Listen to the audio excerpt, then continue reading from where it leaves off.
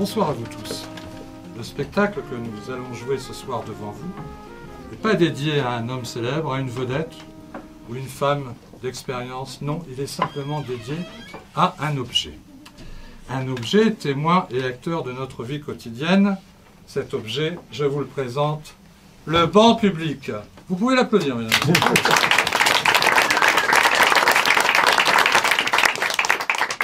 Ce banc reçoit chaque jour toutes les personnes qui se présentent à lui.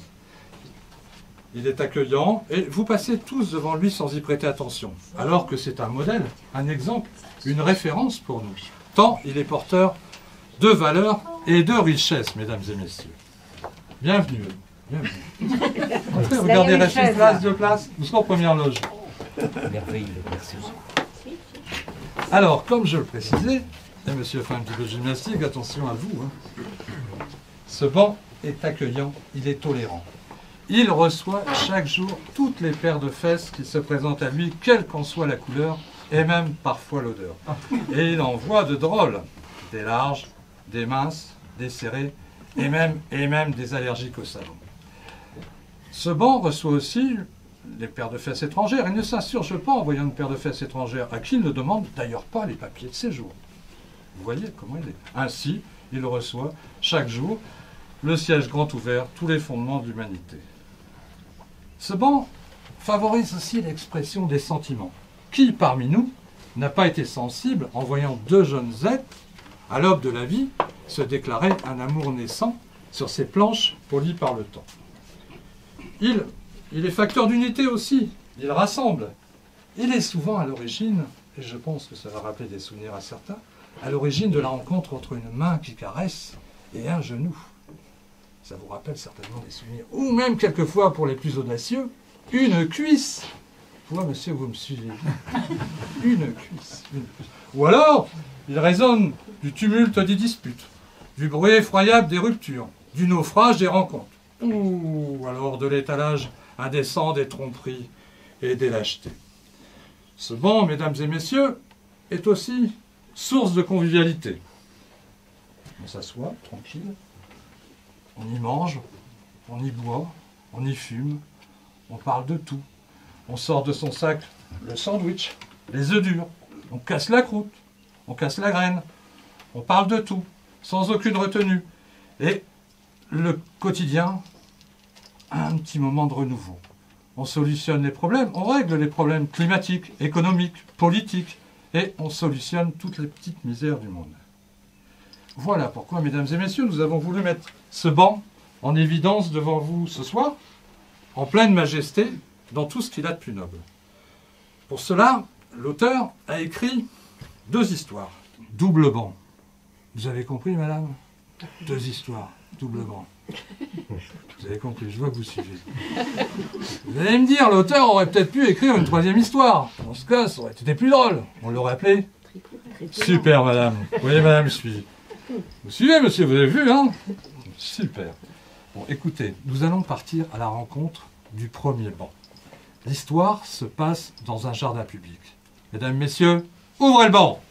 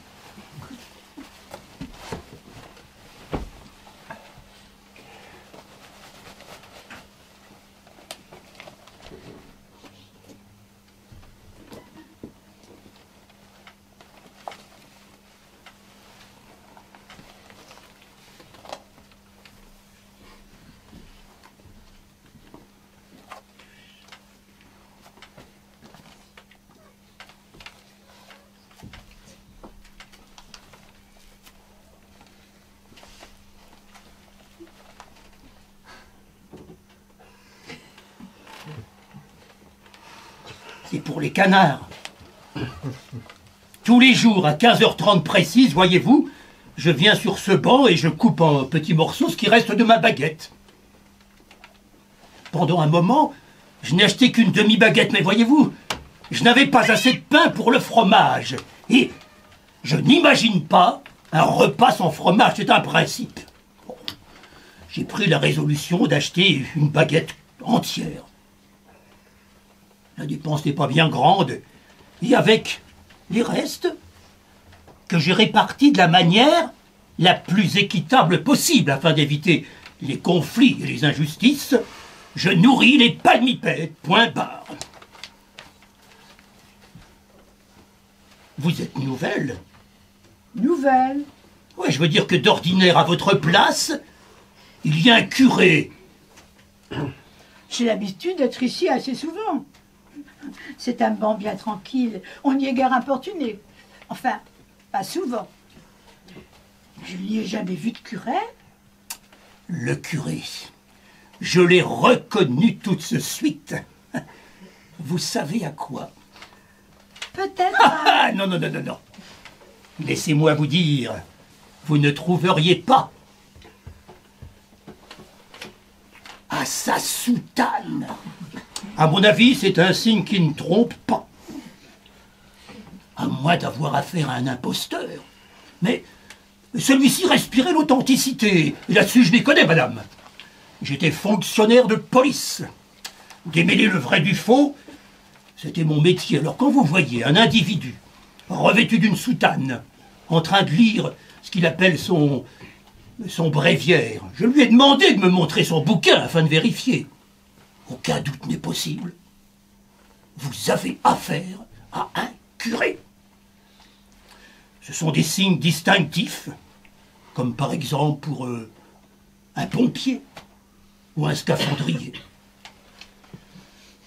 Un scaphandrier. Ici? En tenue de plongée?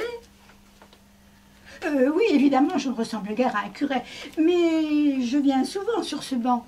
Régulièrement même. Ah, c'est très surprenant. J'aurais dû vous remarquer, noter votre présence. Établir des relations de bon voisinage, d'une place à l'autre, être sensible à vos émanations. Puis-je vous demander ce que vous venez faire ici? Ce sont des raisons strictement personnelles. Ah. Moi, c'est pour les canards. Tous les jours, à 15h30. Oui, j'ai bien entendu. Avec le reste de votre baguette, après le fromage, une petite dépense, la. Quoi, la, vous moquez-vous? Que trouvez-vous d'amoral, d'indécent, d'anormal à ce qu'un retraité vienne dans le jardin public donner du pain aux canards? C'est pas interdit que je sache. Il n'y a pas d'arrêté, de mise en garde, de mise en demeure. Hein, que signifie votre la? Le curé, lui, trouvait cela digne de saint François d'Assise. Ah, une sacrée référence. Oh, mais calmez-vous, ne vous énervez pas. Je ne voulais pas vous contrarier. La, c'est comme une petite ritournelle à la fin d'une phrase. Un petit signe pour dire qu'on est ensemble dans la même histoire. Vous ne seriez pas un peu poète, vous? Ce sont des gens dont il faut se méfier, vous savez. Le rêve, c'est le rêve. La réalité, c'est la réalité. Point barre. Oh, soyez rassurés, je ne veux nullement vous troubler, ni remettre en cause vos certitudes. Tout est pour le mieux, alors. La, j'ai hâte de vous connaître. Mais... Quoi? Il y a un problème. Ah, ben dites voir, j'en ai résolu des combines, des énigmes même dans ma carrière. Un gros. Et quoi? Un très gros. Mais dites voir. Il n'est pas 15h30.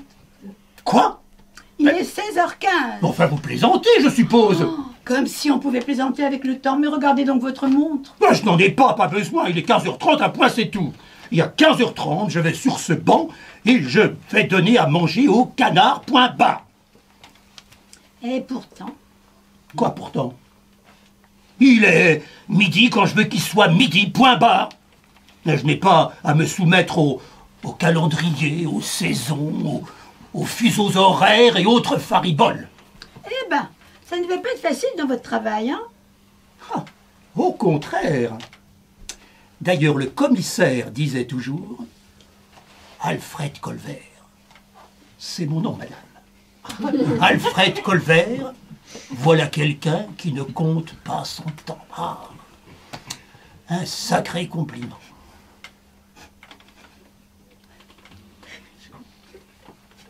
Et ça vous fait rire. Oui, je ris. Je ris parce que Colvert, c'est un nom de canard.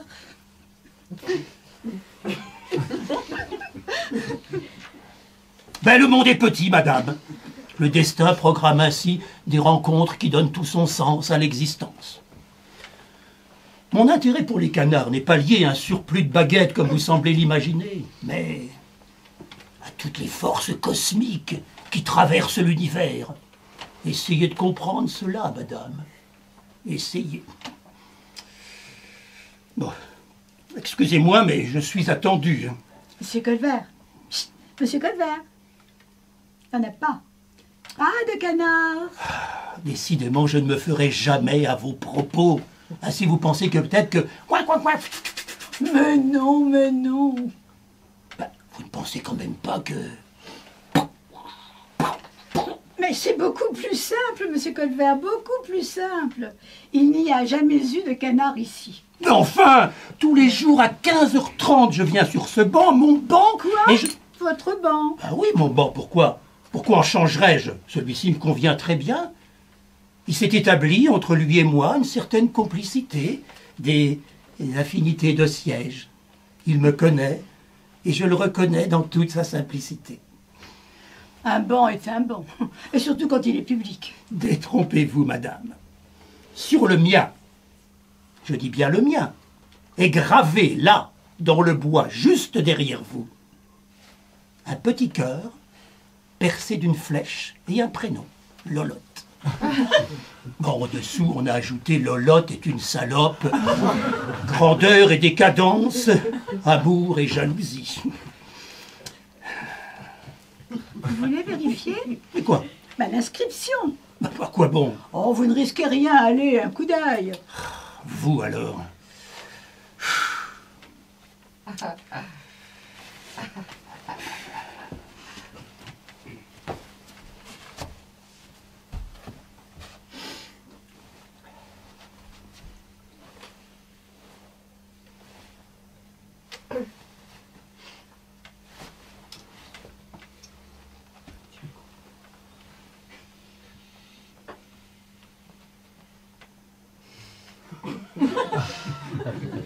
Ça alors?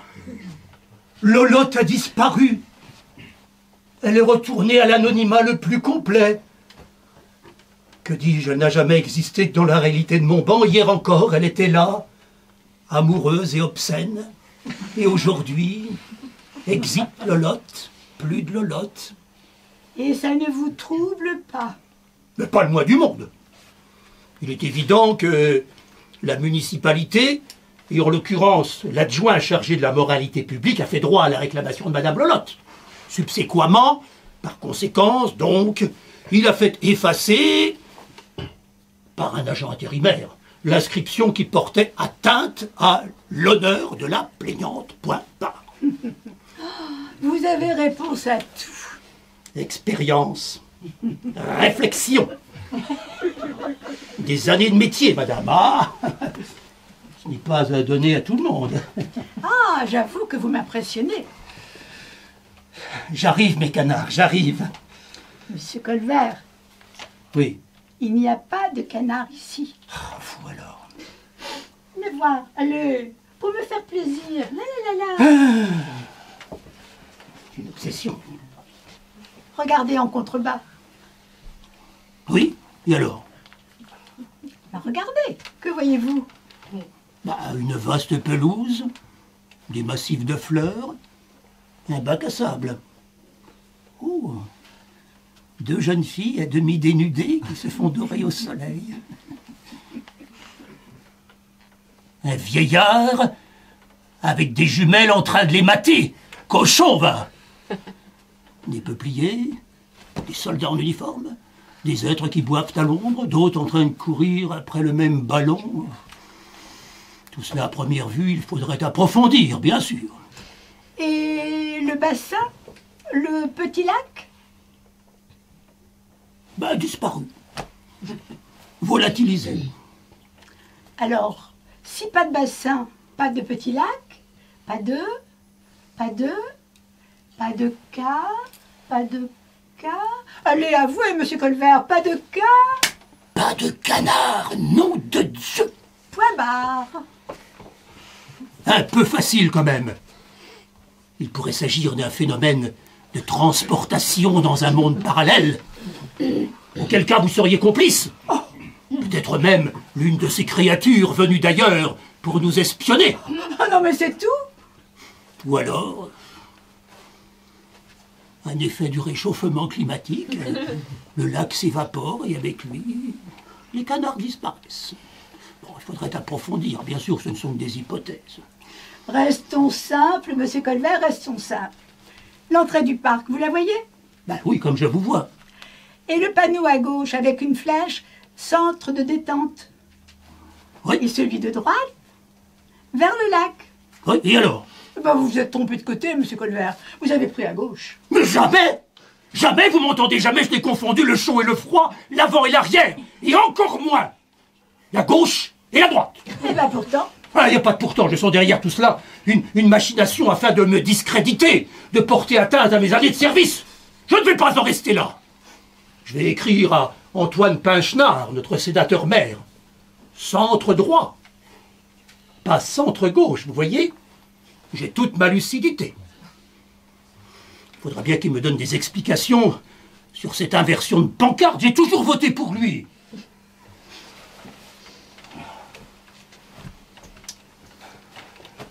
En attendant,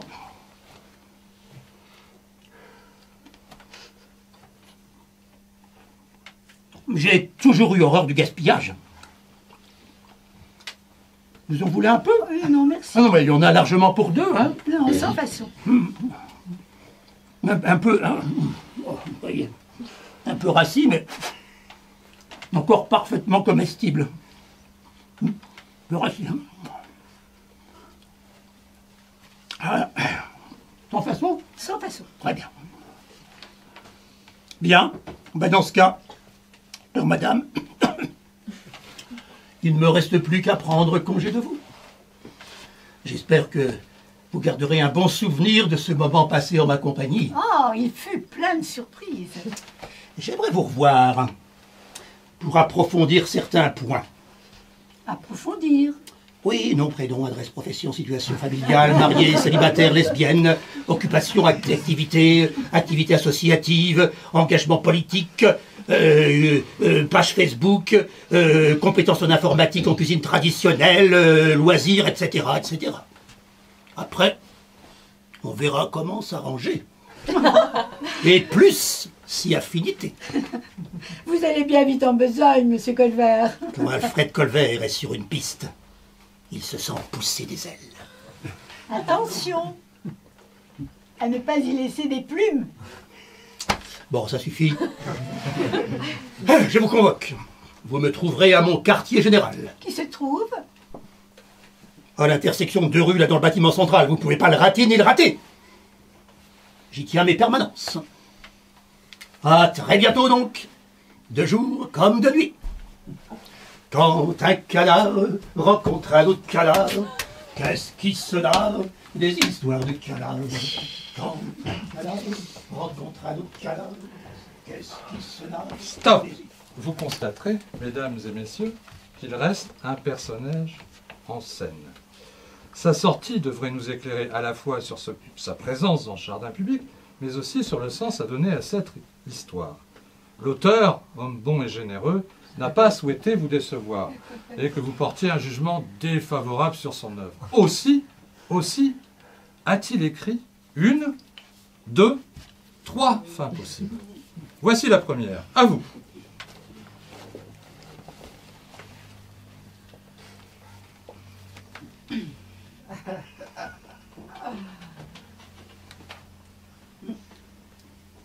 Madame Ternois? Oui, bonjour madame.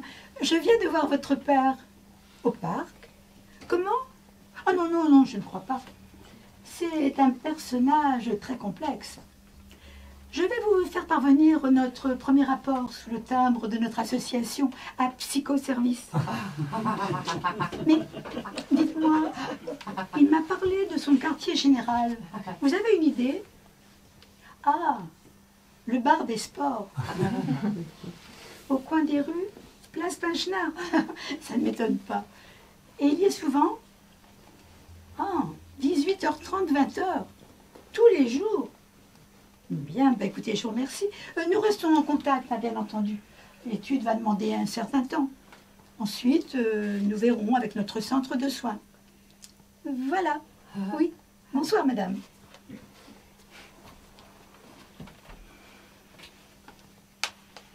Stop! Vous avez aimé cette fin? Qui a aimé cette fin? Vous pouvez lever les bras. Je ne vois pas beaucoup de bras se lever. Bizarre. Alors, si vous auriez aimé cette fin, madame, monsieur, vous avez un esprit rationnel. Vous aimez l'ordre, la logique, le respect des règles. On vous dit courageux et fidèle. Vous êtes tenace et vous avez tendance à vouloir tout organiser. Politiquement, vous êtes plutôt libéral. Centre-gauche, centre-droite, il n'y a pas de différence. Votre couple n'est pas vraiment marrant et ce n'est pas chez vous que je viendrai faire la fête. Voilà, mesdames et messieurs. Deuxième fin, à vous.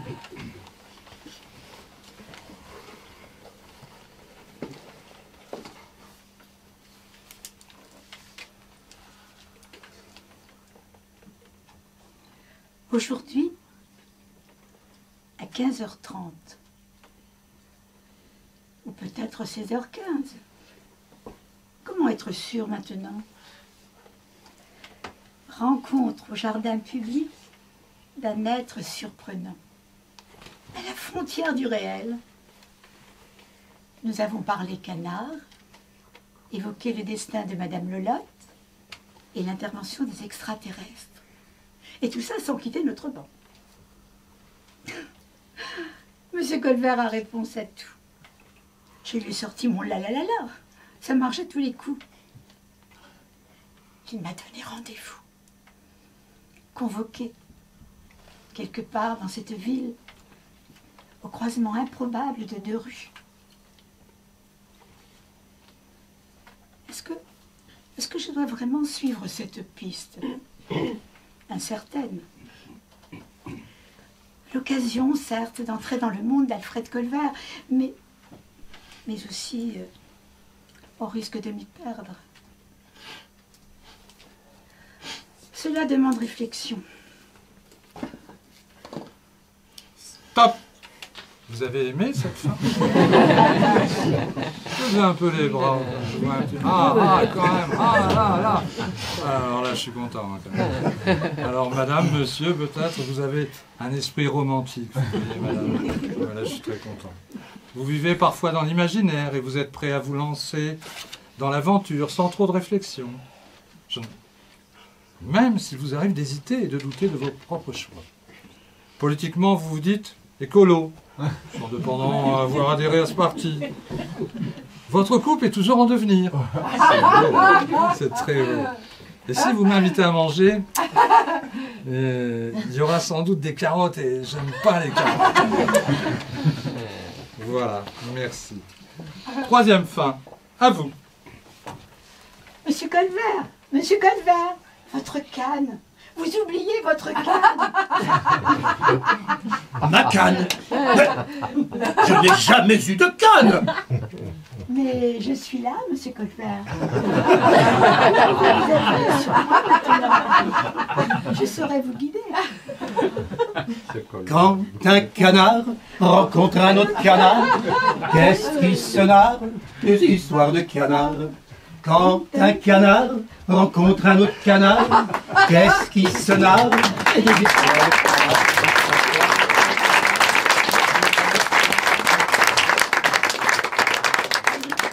Stop est-ce que vous avez aimé cette troisième fin? Ah, alors madame, monsieur, vous avez un esprit fantaisiste. Vous aimez les jeux de mots, les calembours, et vous pensez ainsi intéresser les gens. N'est-ce pas une certaine forme de fuite ou un refus de notre société et de ses règles? Politiquement, vous donneriez plutôt dans le genre anarchiste, du moins en façade. Vous aimez copuler lorsque l'occasion se présente. Et je crois que j'irai jamais au resto avec vous, parce que je crois que c'est moi qui vais payer l'addition. Voilà, mesdames et messieurs. Merci de votre attention. Si certains d'entre vous imaginent d'autres fins, ils peuvent nous les envoyer. Nous sommes tout à fait preneurs. Mais il n'y aura pas d'indemnisation. Ça ne faut pas y compter, sinon ça va gâcher le plaisir. Alors on compte sur vous. Voilà. Merci, vous pouvez les applaudir.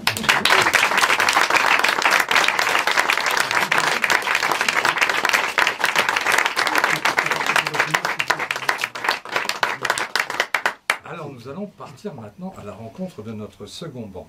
L'histoire, cette fois-ci, se passe dans le jardin d'une résidence pour personnes âgées. Vous allez rencontrer un sacré phénomène, un monsieur qui s'appelle Monsieur Joseph. Ah, Monsieur Joseph, vous voilà. Comment allez-vous? 837, 838, 839, 840. C'est bien ça. 840 pas. À raison de 40 cm d'enjambée. Voilà. Ça nous fait 33 600 cm, soit 336 mètres pour venir de ma chambre jusqu'à mon lit. C'est un point acquis. C'est un point acquis. Il faudrait maintenant que je calcule la rapidité de déplacement. Bon. Ça sera pour un autre moment. Voilà. Ah, là, là, là.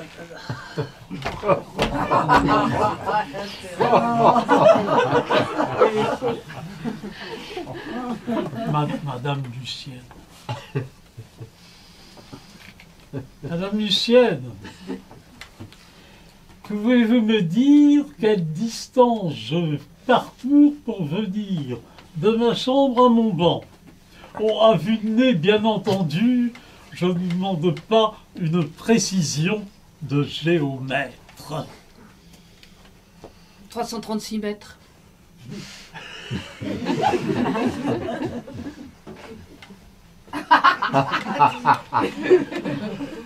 Et vous avez un don, c'est pas possible, ça.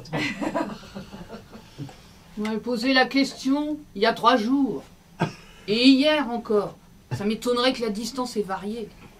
336 mètres. Non mais dites donc, qu'est-ce que vous avez l'air d'insinuer? Que je radote? Que je suis un vieux gâteux? Que je ressasse sans cesse les mêmes histoires? Non, je vous ai posé cette question parce que je voulais voir, je voulais vérifier. Je voulais vérifier si vous avez de la mémoire. C'est important pour une infirmière, la mémoire. Vous voilà rassuré alors. 336 mètres.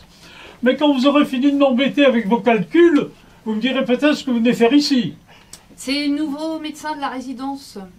Il tient à entrer en contact avec chacun de nos pensionnaires dans les meilleures conditions possibles, là où chacun se sent bien à l'aise. Nous connaissons l'attachement que vous portez à ce banc. Vous comprenez? Je comprends surtout qu'il va venir m'embêter à un moment où il est porté temps libre, sur le planning de la résidence. Mais non, C'est une manière, comment dire, personnalisée d'entrer en contact avec nos chers résidents. En toute intimité, en tête-à-tête. Vous savez combien nous sommes attachés au confort de nos chers pensionnaires. Ah, cher, évidemment. À la note de femme chaque mois, je me rends bien compte combien je vous suis cher. Oh, monsieur Joseph. Et il a un nom, ce médecin? Mon fils, docteur, mon fils. Hein? Mon fils, docteur, mon fils.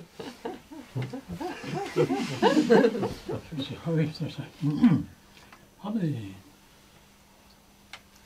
J'ai connu un docteur mon fils autrefois. Son cabinet était juste derrière le palais de justice, ouais, c'est ça. Ne me dites pas... C'est son fils. Ah, je m'en doutais, figurez-vous. Il aurait largement plus de 100 ans, le père de mon fils. Le père de mon fils. Je ne vois pas ce qu'il y a de drôle. Aucune importance. Ainsi, le docteur mon fils vient nous soigner. Eh bien, écoutez, je le plains un peu. Hein, c'est la cour des miracles ici, non? Vous avez vraiment une fâcheuse tendance à vous moquer de tout ou à faire le clown. Faire le clown. Mais ah, c'est la meilleure façon de retomber en enfance. Bon, quant à votre attachement pour ce banc, permettez-moi de vous dire qu'il pose question. Hein. Nous en parlions encore ce matin en réunion de service. Eh bien, ça me regarde. Dites-vous bien que si je fais chaque après-midi plus de 600 mètres, c'est parce que j'ai des raisons personnelles et importantes. On ne vous voit jamais dans la salle de détente. Évidemment, je déteste jouer à la baballe. Ni aux séances musicales de mademoiselle Bernadette. Oh, parlons-en. Étoile des neiges. Oh, et les roses blanches dans ma cabane au Canada. Ah non, très peu pour moi. Le rap. Vous connaissez le rap, madame Lucie? Ah, pourquoi faut-il qu'on désespère, qu'on passe ces journées comme autant de misère, qu'on se fasse engueuler, qu'on fasse l'infirmière? Il ne faut pas se fier à l'âge de nos artères. Viens avec moi, ma sœur. Oh, viens avec moi, mon frère. Nous allons balancer le rap octogénaire.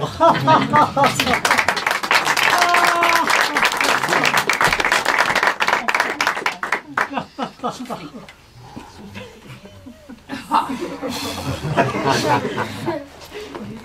ne s'ennuie pas ici? Monsieur Joseph, je suppose. Ah oui, monsieur Joseph. Alors, monsieur Joseph. Robert Joseph. Non, Joseph Robert. 84 ans. Études secondaires. Est né dans cette ville qu'il n'a jamais quittée d'ailleurs. A exercé plusieurs métiers. Coursier, agent d'état civil, chroniqueur à l'écho des savanes. Est entré... Ah, bon revenu. Est entré à la résidence il y a 6 mois pour... Dossier médical. Comportement social.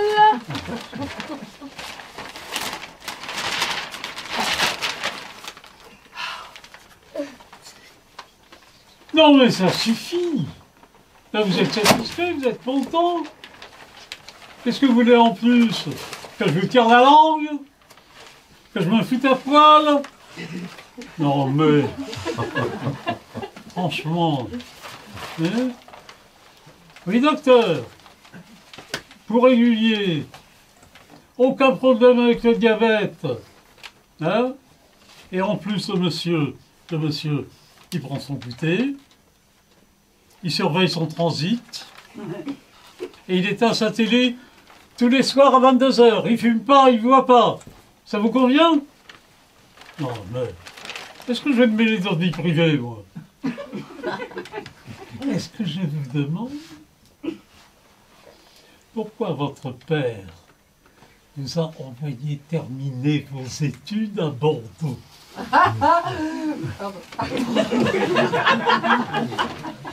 Vous savez, dans une petite ville comme la nôtre, tout se murmure,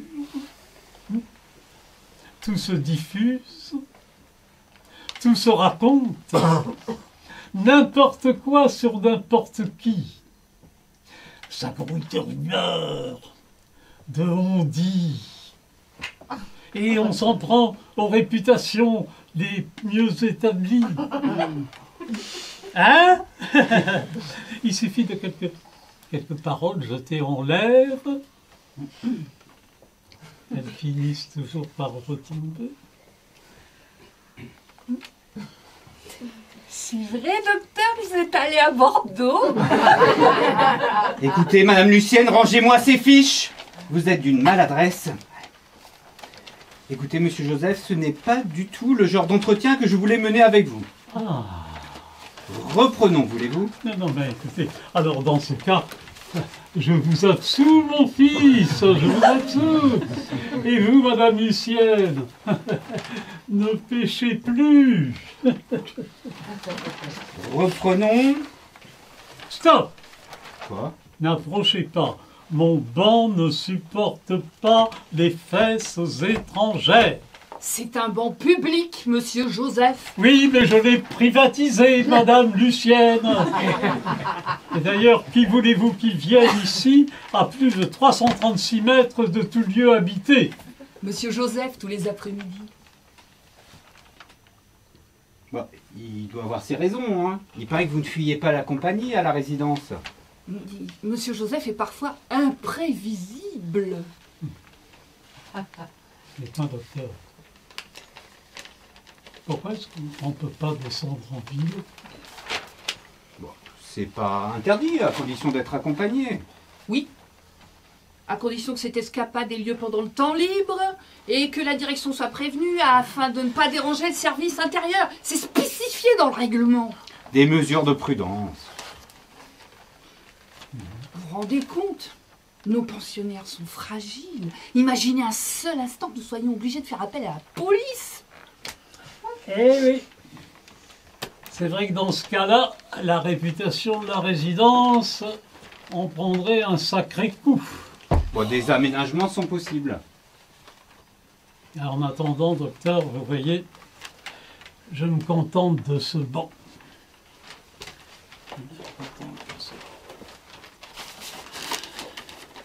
D'ici, regardez, la grille de secours, là-bas, toujours fermée à clé. Et là, après le massif de fleurs, le petit mur de clôture, et derrière, là, en bas, la ville. La ville, vous voyez, j'y ai passé toute ma vie. Et d'ici, la ville, je l'entends, je la ressens, elle me remplit tout entier, j'en ai besoin. J'en ai besoin. Alors, il suffit que je m'appuie sur ce dossier, que je regarde au loin comme les marins de Christophe Colomb. Au printemps, je vois le parc en fleurs, les canards sur le petit lac. Je caresse de la main le corsage parfumé des femmes au milieu des rires d'enfants. Et l'hiver, L'hiver, je suis au chaud à la bibliothèque. Ou alors, je fais mes courses rue du Commerce. Je m'achète des cadeaux de Noël. Ou des bonbons acidulés, la pie qui chante, que je distribue aux enfants du faubourg. Chaque semaine, je vais au cinéma. L'Excelsior. C'est là que j'ai vu la Strada. Geldomina. Et je vous interdis les Robins des Bois en couleur. Et en toute saison, il y a cette rumeur qui m'arrive. Le souffle du vent sur le canal et des milliers de voix que je reconnais. Les chuchotements dans la classe de 6e de M. Batignolles. Et le rire excité de Julie quand nous sortions du bar des sports et que j'en emmenais partager mes rêves et ma fougue de jeune étalon. Tout ça m'appartient, voyez-vous. C'est quand même autre chose que les chansons de Mademoiselle Bernadette et les après-midi du mardi. Pour cela, il suffit que je fasse 336 mètres. Ce vent, vous voyez, c'est ma piste d'envol. C'est ma piste d'envol avec décollage immédiat. Alors, qu'on ne vienne pas me chercher des histoires et me regarder comme une bête curieuse. Oh, Monsieur Joseph, calmez-vous, calmez-vous. Vous vous mettez dans des états pas possibles. Ce soir, vous allez encore avoir beaucoup de mal à vous endormir. Je vais prévenir la surveillante qu'elle vous... Hein, qu'est-ce que vous en pensez qu'elle passe le voir pour un médicament? Qu'est-ce que vous en pensez, docteur?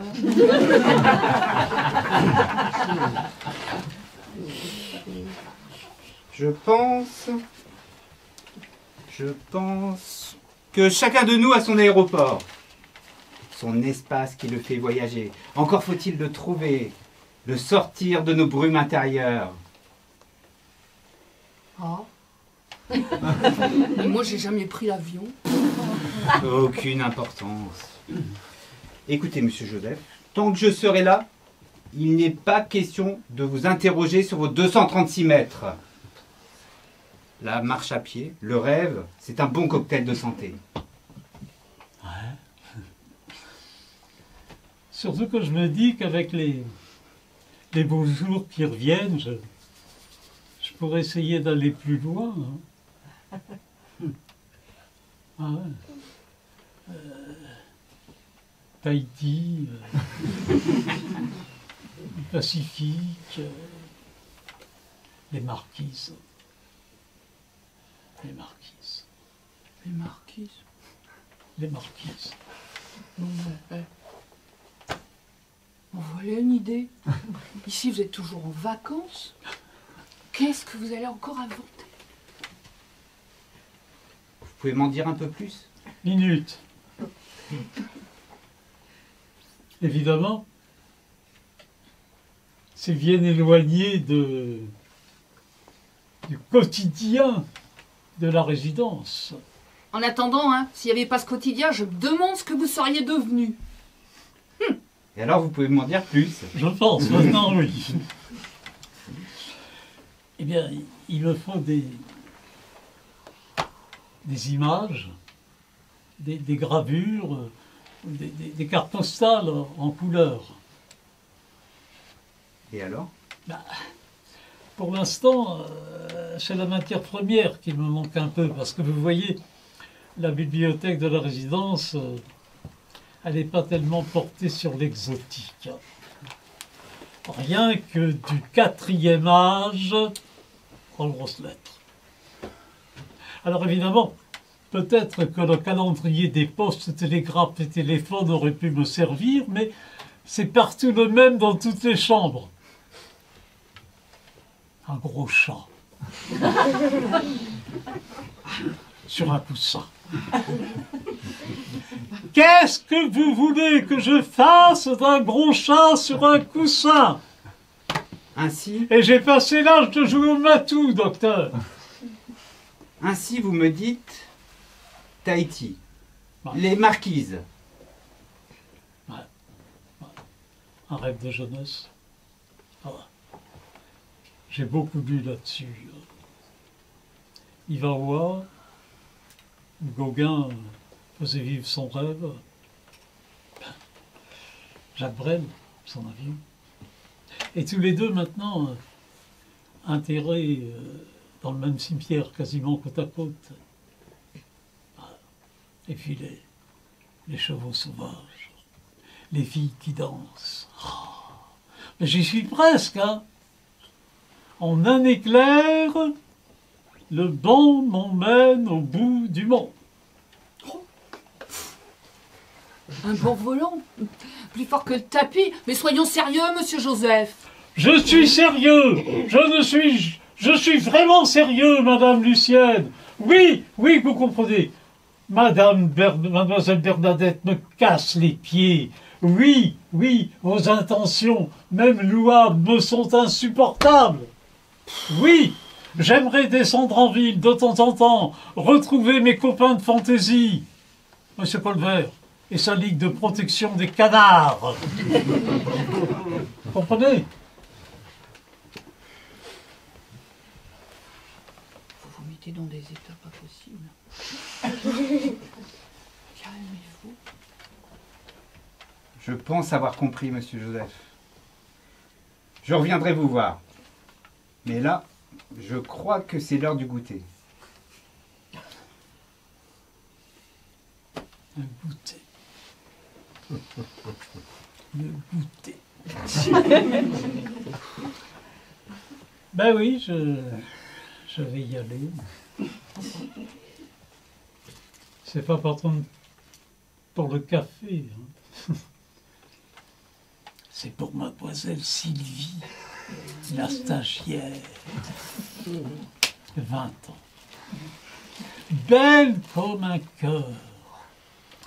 Et aussi tendre que des gâteaux secs.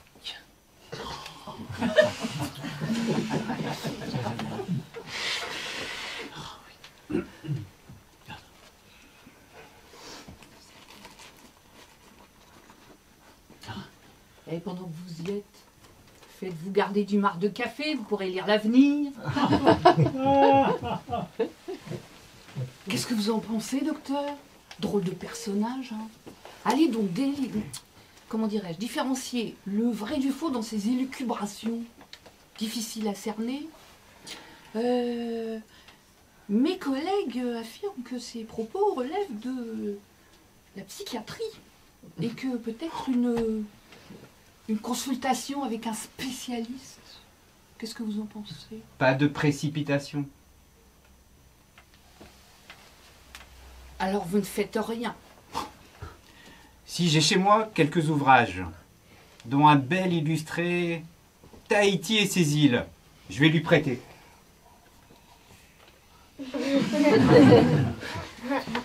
Faites pas cette tête, Madame Lucienne, et allons plutôt prendre le goûter. Et allons voir la belle Mademoiselle Sylvie, plus tendre que les gâteaux secs.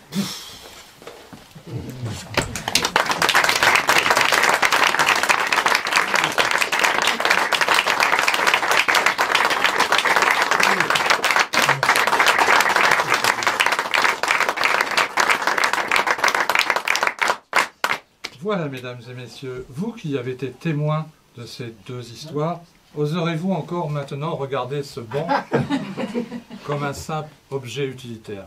Est-il d'ailleurs un objet? N'est-il pas le lien entre la réalité du monde et l'humanité?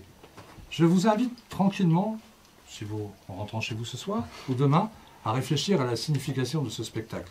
Je vous souhaite d'ailleurs bon courage. Et si le doute s'installe, souvenez-vous des personnages que vous avez vus ce soir. Monsieur Alfred Colbert.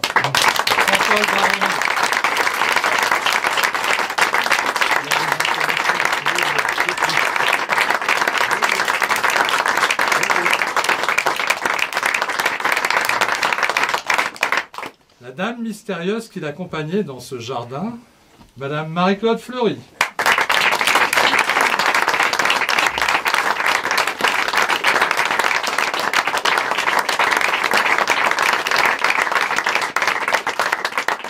Notre sacrée Lucienne, infirmière dévouée, Thérèse Tapi.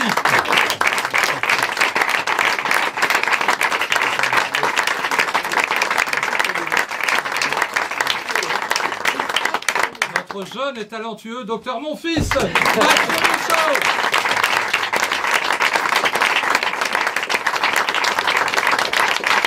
Et notre grand voyageur, Monsieur Joseph Jean-Claude Michaud.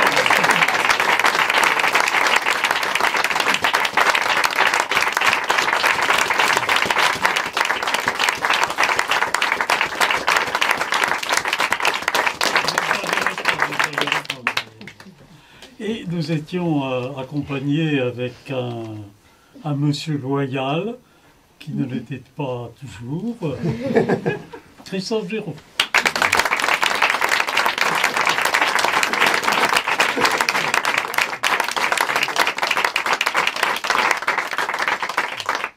La pièce Double Blanc a été écrite par Jean-Claude Michaud.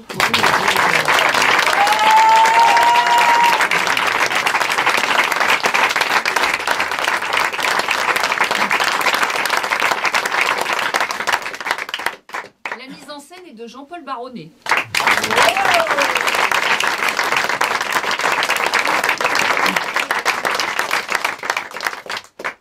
Le banc est en bois véritable.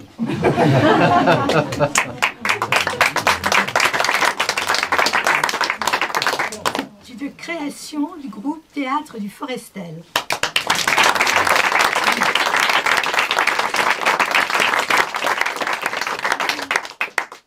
Voilà, je voulais quand même vous remercier de nous avoir supportés. J'avais presque mon texte, je suis content. Il n'y a pas que moi d'ailleurs qui le savais presque. Et je voulais remercier particulièrement Jean-Paul qui a fait tout ce travail d'aménagement de sa salle.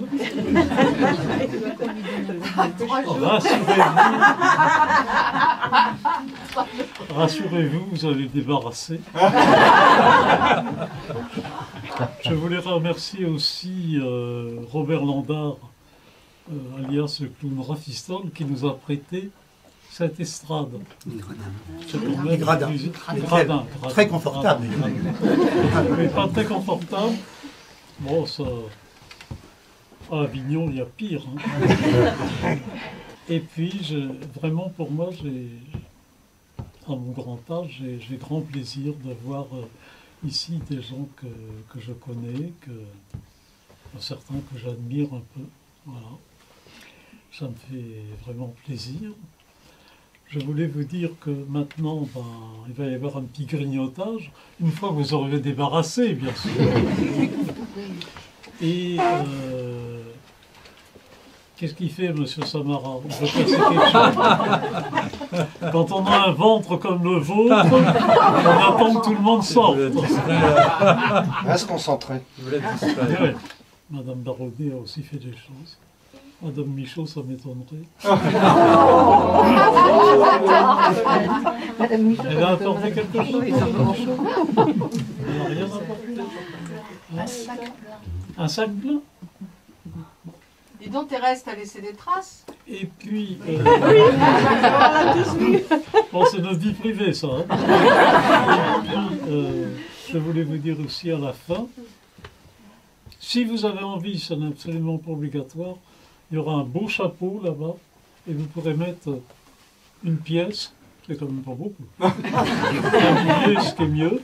Un chèque, c'est parfait. Un objet de valeur, si vous voulez. On prend tout, on trie tout. Et puis, vous pourrez aussi prendre le texte de la pièce qu'on a fait imprimer. Voilà. L'imprimeur est dans la salle. Et puis, prendre aussi un texte que j'avais écrit pour des enfants qui s'appelle qui s'appelle hein? Alphabet. Qui s'appelle Alphabet. Et que Philippe Lacoste, qui est là ce soir, était un des rares à avoir trouvé très bon. Je lui en suis infiniment reconnaissant. Voilà. À très bientôt. Je vous invite à... On va mettre la table, il y a du verre, il y a du vin, il y a des gâteaux, il y a tout ça, donc surtout devant. Voilà. Et comme tout finit par des chansons, hein. Les gens qui voient de travers pensent que les bancs verts qu'on voit sur les trottoirs sont faits pour les impotents ou les ventripotents. Mais c'est une absurdité, car la vérité, ils sont là, c'est notoire. Pour accueillir quelque temps les amours débutants, les amoureux qui bécotent sur les bancs publics, bancs publics, bancs publics, en se foutant pas mal du regard oblique des passants honnêtes. Les amoureux qui se bécotent sur les bancs publics, bancs publics, bancs publics, en se disant des je t'aime pathétiques, en des petits gars bien sympathiques. Ils se tiennent par la main, parlent du lendemain, du papier bleu d'azur, que revêtiront les murs de leur chambre à coucher. Ils se voient déjà doucement, elle cousant lui fumant dans un bien-être sûr, et choisissent les prénoms de leur premier bébé. Les amoureux qui se bécotent sur les bancs publics, bancs publics, bancs publics, en se foutant pas mal du regard oblique des façons honnêtes. Les amoureux qui se bécotent sur les bancs publics, bancs publics, bancs publics, en se disant des je t'aime pathétiques, en des petits gueules bien sympathiques. Quand la sainte famille machin croise sur son chemin deux de ses malabris, elle lui décoche hardiment des propres de regard venimeux. N'empêche que toute la famille, le père, la mère, la fille, le fils, le Saint-Esprit, tout le monde voudrait bien pouvoir conduire comme eux. Les amoureux qui se bécotent sur les bancs publics, bancs publics, bancs publics, en se foutant pas mal du regard oblique des passants honnêtes. Les amoureux qui se bécotent sur les bancs publics, bancs publics, bancs publics, en se disant des je t'aime pathétiques, bien sympathique. Quand les mois auront passé, que seront apaisés leurs beaux rêves flambants, quand le ciel se couvrira de gros nuages lourds, ils s'apercevront émus que c'est au hasard des rues sur un de ces fameux bancs qu'ils ont vécu leur meilleur morceau de leur amour. Les amoureux qui bécotent sur les bancs publics, bancs publics, bancs publics, en se foutant pas mal du regard oblique des passants honnêtes. Les amoureux qui se bécotent sur les bancs publics, bancs publics, bancs publics, en disant des je t'aime pathétiques, en des petits gueules bien sympathiques.